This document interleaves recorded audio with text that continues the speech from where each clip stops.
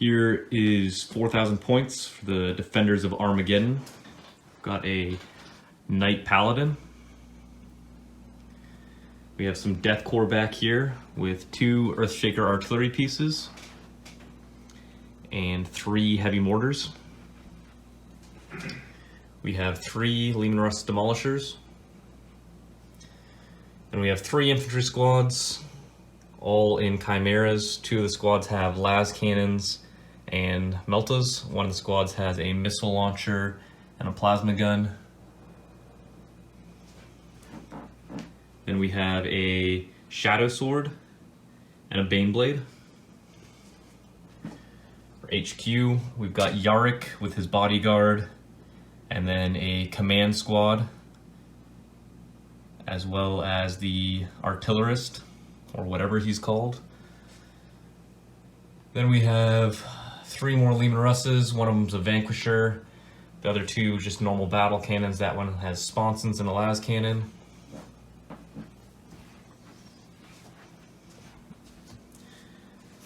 We have 4 Sentinels with las cannons and plasma cannons.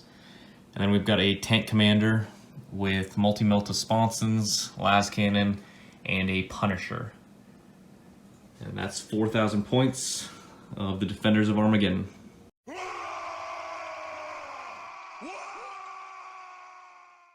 Alright, here we are with 4,000 points of Orks. Altogether, we have pretty much everything in transports, so it really is what you see. But in terms of what's inside, we're going to go with 20 Ork boys inside of the Stompa. This battle wagon is going to have 20 Ork boys. It's got the Def Rolla and the kill cannon on it. It's just going to have a war boss in there.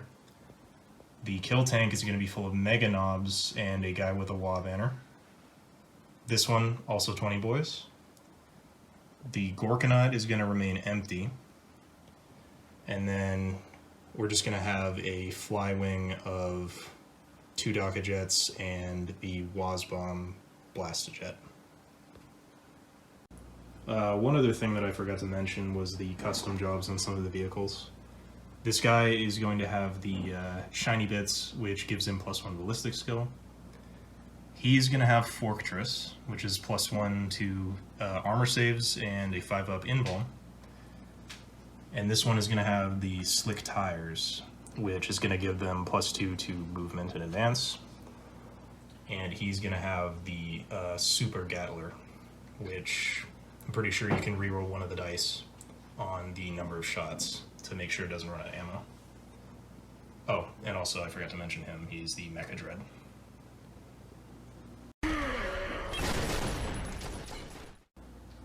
Alright, scenario is going to be pretty simple this time. Basically we're just going to be running at each other, or me running at him with the armies, but we're also going to have objectives that we need to defend. For my side, I've chosen to just represent it with the Red Gobbo. If they can capture and hold the Red Gobbo, let's say 10 command points per turn, culminating at 50 at the end of the last turn if you can still control it. And then the same deal is going to be over here for the bunker that he is defending. Pretty simple. I figured we should keep it that simple just because of the size of the actual game. So we also want to record the roll-off here. We got a 4 and a 1, so guard will be going first. Yep.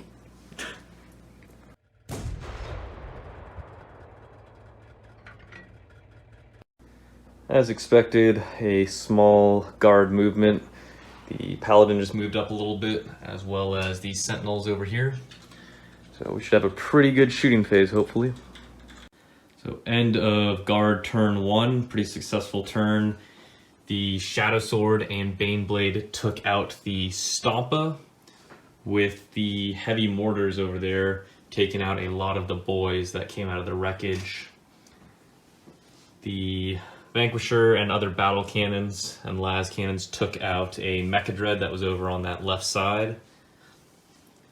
and the remaining shots from pretty much everything else and the Earthshaker artillery pieces took out a battle wagon. So pretty successful guard turn 1. We will see how the Orks respond.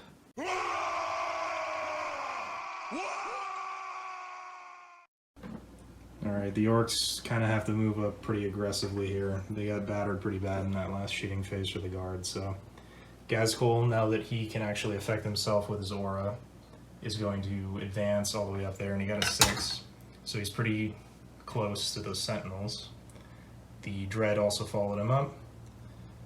The surviving battle wagon sort of crossed over here and is hoping to get a charge in to get into the lines.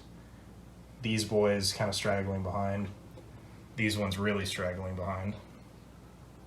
The Gorkanaut has a bone to pick with the Knight, and then the kill tank is going to kind of try and move its way up here to deal with these demolishers.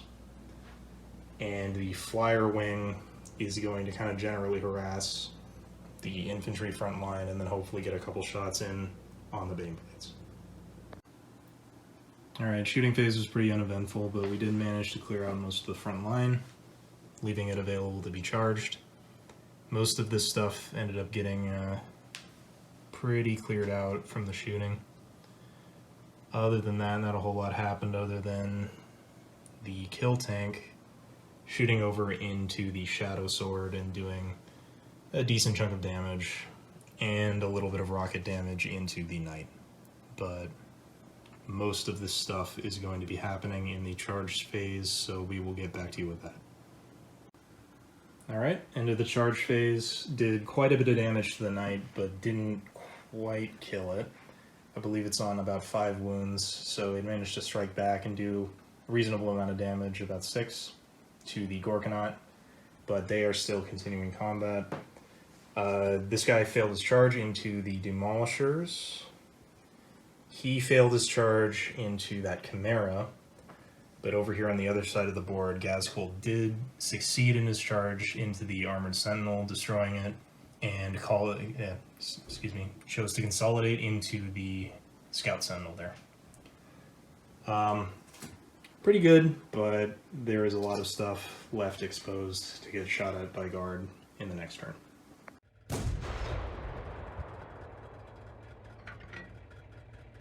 Alright, for guard, the only thing that moved was that Sentinel out of combat with Ghazghkull.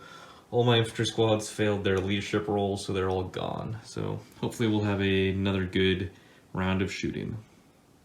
Alright, so another really good shooting phase by guard. We destroyed a kill tank and all the mega knobs inside of it. We killed a battle wagon and all the boys inside of it except for that war boss.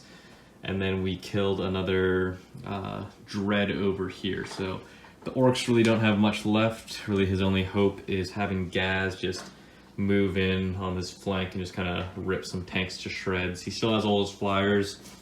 This one took some wounds, and I'm really not too worried about the flyers.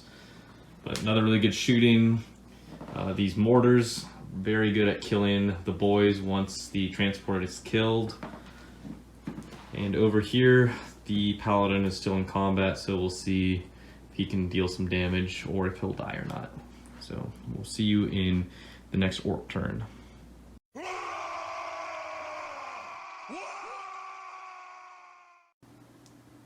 Alright, that conspicuously empty spot in the middle is where my army used to be, but now it's dead. In the combat phase of the last turn, I tried to strike the Knight to kill it, but did not do enough damage after he struck me for about 6. So now both of them are on incredibly low wounds. I think he is on 4, this one's on 2. So they remain in combat. The Flyers jumped over here to try and shoot down into his artillery line, possibly into the command line. We'll see what happens. The characters that are remaining alive here are going to try and go after the Chimeras and try to get into the command squad up here. And Ghazghkull's desperately trying to go after the tank commander. And then I used Unstoppable Green Tide to bring back the boy squad that was here back to full strength to hopefully recoup something, but probably not. Alright, that's it. Alright, not an amazing shooting phase. In combat here, all the heavy weapons and regular weapons that could shoot into the night shot in and did about 3 damage, so it's on its last legs. The aircraft back here flew over and then used their super shooters to try and kill as much of the command squad as possible, so just the standard bearers left. These guys shot and whiffed. Gaz shot and whiffed. And that's pretty much it for the Orc shooting phase. Alright, still not looking great, but the Gorkanaut finally managed to kill the knight. The boys over here unfortunately failed their charge into the Sentinel to get closer, so they're pretty much going to spend the whole game doing nothing now. The Warboss here managed to kill one of the Chimeras, and then consolidate into the second Chimera. And Ghazghkull managed to kill the tank commander back there and move forward towards the battle cannon tank there. Other than that, that's pretty much it for the charge phase. So it's going to go back to guard to pretty much finish me off, really, if I'm being honest.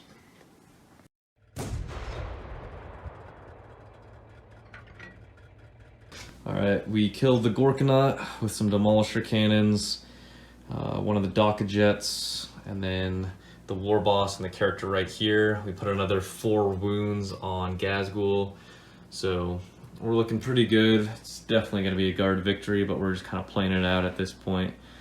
I moved Yarrick during the movement phase to try to get him in closer to Gaz, because I want to have some close combat with Gaz and Yarrick. So we'll see what Yarrick does next. He's probably going to shred through some more armor.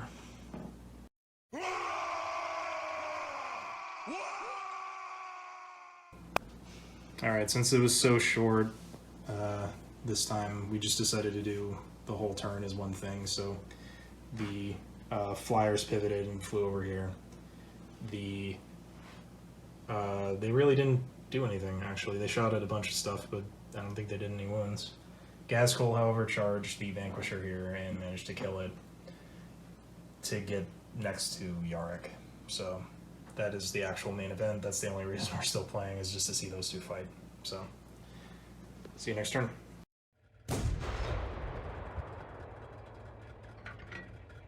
So I skipped my shooting to charge in with Yarrick and his bodyguard.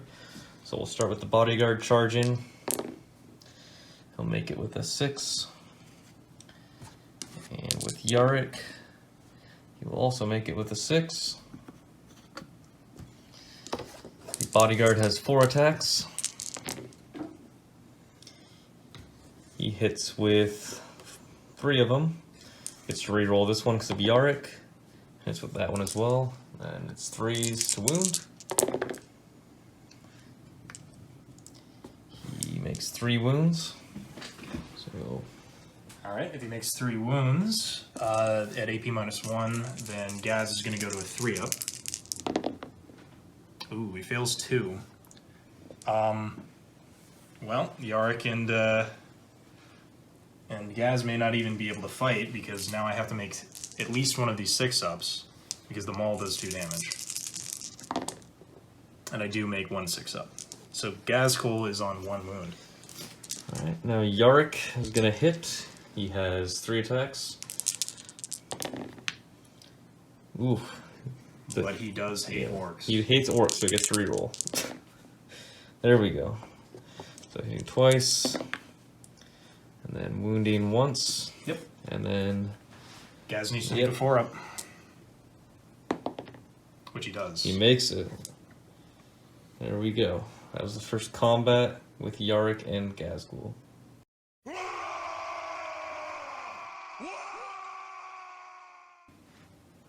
Alright, so we just decided to fast forward to the next assault phase, and Makari has come to try and fight the bodyguard. He's got 2 attacks at weapon skill 4-up. And he fails both. So that is the end of Makari. Alright, now the Bulgrin's gonna attack back. 4 attacks. Let's see if he squishes them. It hits with everything. And wounds 3 times. 3 times. Yep, 3 times. So, but he's a very lucky guy. So we'll see if he makes his 6-ups. No. Well, he fails 1, so that's 2 damage straight into Makari. Yep. He has 2 6-ups. He makes 1, so Makari takes the damage. All right, still alive though.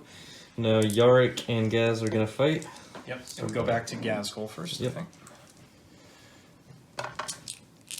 So 7 attacks, same deal.